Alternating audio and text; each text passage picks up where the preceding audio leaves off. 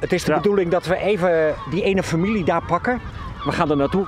Na aanwijzing gaan de onderzoekers op de Nessen aan. Maar als doel om in Manskof meer dan 20 jonge leppelbekken te vangen en te ringen. Het Frieske Geer beheert het gebied dat de leppelbekkolonjes zit. De brieren meer dan 100 pekers. Het is pas de tweede keer dat de vogels hier ringen worden, wils dat op de Orenwaterlanden of vol lange bad. We stonden er altijd wat kritisch tegenover, maar dat brengt toch wel wat verstoring ermee. Maar toch ben je hem nou om? Ja, dat klopt. Ameland was nog steeds een ontbrekende schakel erin. Dus toen hebben ze gezegd, vorig jaar we doen het als test. Gaat het goed, is er niet te veel verstoring, dan willen we er mee doen. Het vorig jaar was het goed en we zien nu ook, het loopt goed.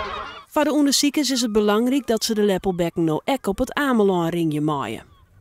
Nou, we doen het om te snappen hoe dat op het water om het taak gaat. De verschillende delen van het water die zitten eigenlijk in een verschillende toestand. En daar past de toestanden maar denken van hoe riek is het om vis, hoe riek is het om granaten, hoe riek is het om waardvogels. En daar hebt natuurlijk die leppelbek ook bij.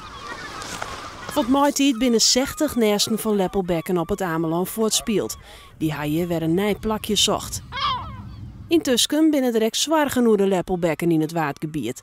De laatste weken binnen de 23 derde leppelbekken voen. En dat is gewoon uitzonderlijk veel. En over de oorzaak van dat sterven van die dieren, ja, daar weten we gewoon nog niks van. Maar is het dan ook belangrijk dat je nou dit werk doet, dat ze ringen binnen?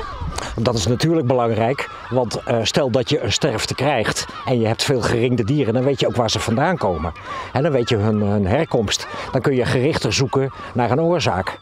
Nou goed oorloren binnen de onderzoekers kleer en worden de leppelbekken op de kwelder van het natuurgebied de Hon weer maar restlitten.